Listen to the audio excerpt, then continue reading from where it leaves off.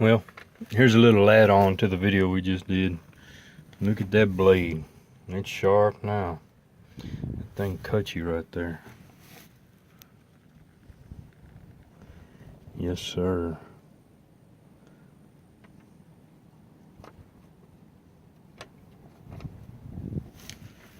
There you go.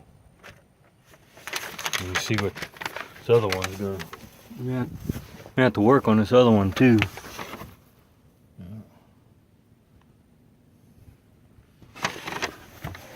I've had them get where there's a round is up here, all the way down here on the cutting edge. Not paying attention or anything. Got to make sure you keep up with them.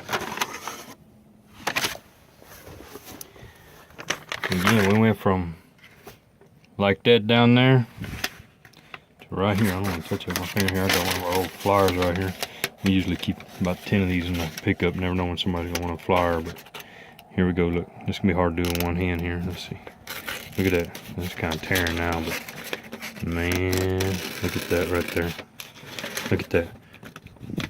Well, if it cut this piece of paper, it's gonna cut grass. There's no doubt about that. Look at that. Look at that. That's more of a cut than a tear. Look at that. Look at that.